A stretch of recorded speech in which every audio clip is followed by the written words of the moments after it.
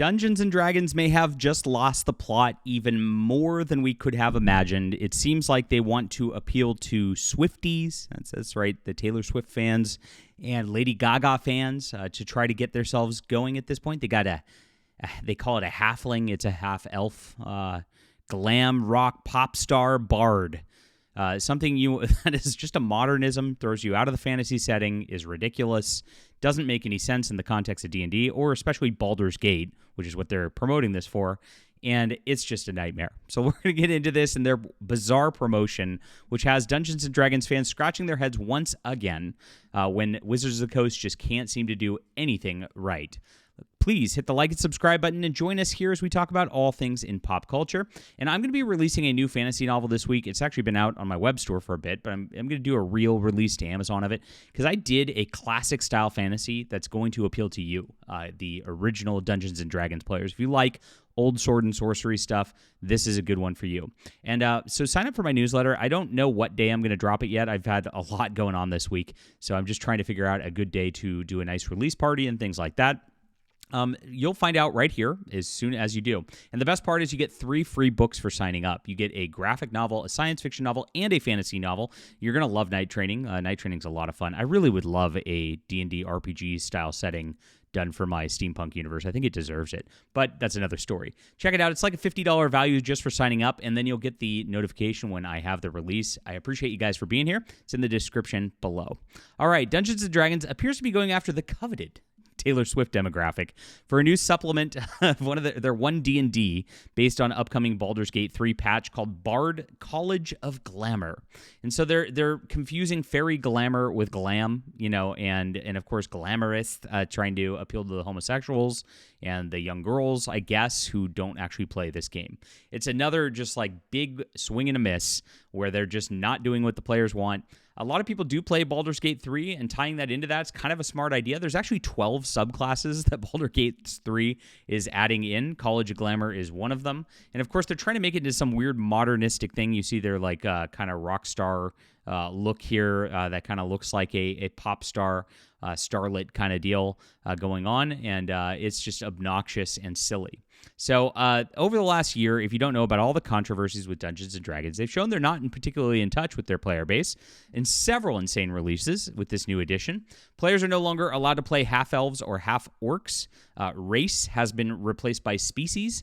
The Dungeon Master's Guide has a BDSM fetish-inspired rule to stop gameplay if a player feels triggered. You got to make a X with your arm for your safe space words. And then the Monster Manual has multiple gender swaps of traditional monsters, not to mention the removal of orcs and monsters entirely. The designers seem completely unrepentant about their changes, as longtime D&D players are revolting at record rates.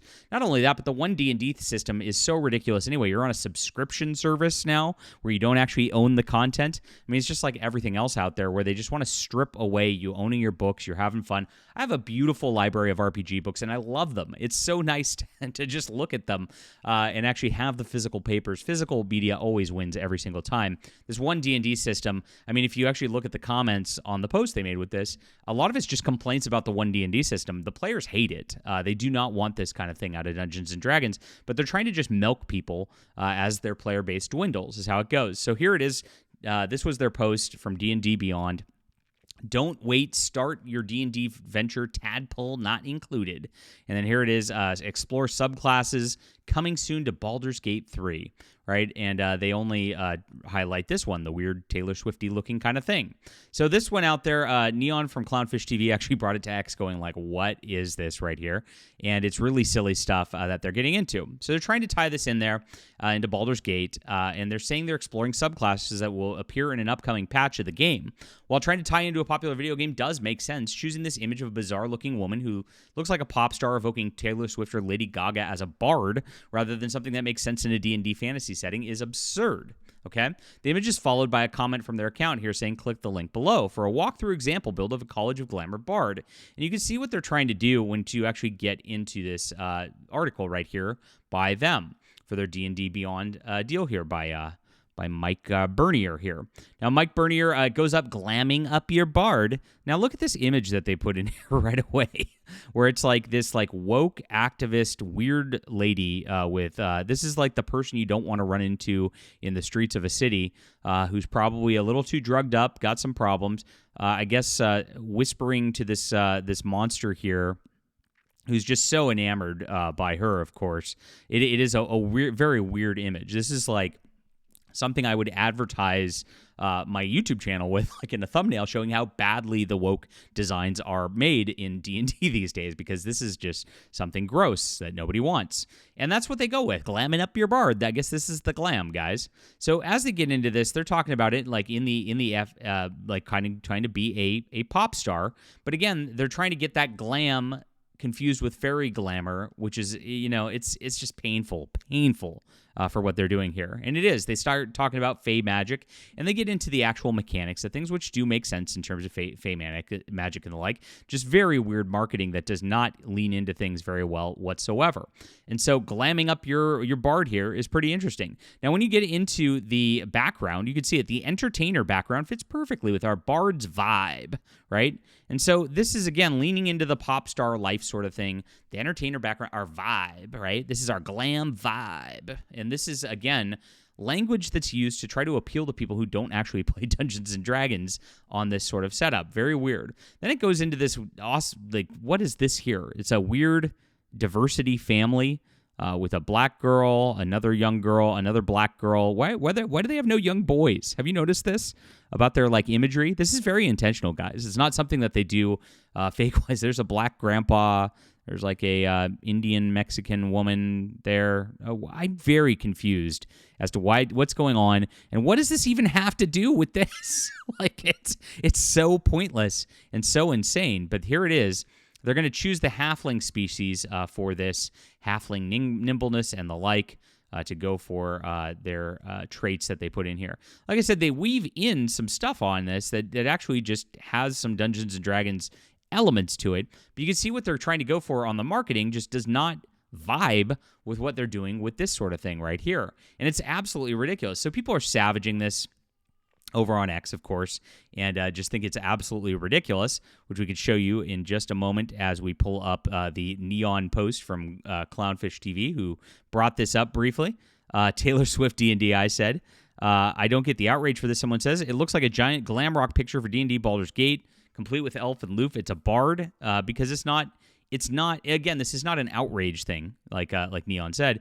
It's just weird marketing. It's obviously trying to play towards a crowd that does not interest in D&D. It doesn't make sense in a fantasy setting. They're modernizing. They're adding modern tropes to things to make it feel like a modern kind of thing. And this is what modern audiences is. They always have to have things relate to you currently. It has to be about your own sort of thing personally. It has to be you being a self-insert. And this is, bad role-playing is what it comes down to at the end of the day. And so they encourage bad role-playing, and everything about this edition has been dumbed down. It's been stripped away. It's taken the soul of Dungeons & Dragons. It's taken the soul of what Gary Gygax and the others did and absolutely just like eviscerated it, rendered it, and just stolen it and just like thrown out a husk of what it was. And that's the whole problem with this sort of thing right here. That is why players are going, I don't want to deal with this. And it just makes your eyes roll. It makes you cringe at it. It's not really making you outraged, I don't think, at this juncture. You just think, geez, this is another stupid D&D product nobody's going to use. And that's exactly what they're going for whatever reason.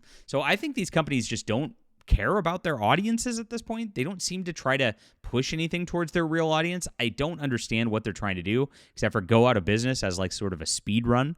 But that seems to be what's happening with D&D Beyond, and the rest of Dungeons & Dragons at this point. Now, like I said, when you get into the Baldur's Gate classes, they could have chosen a bunch of stuff that made a lot more sense here. Look at all this stuff that's going on. So this is in the Player's Handbook, this College of Glamour.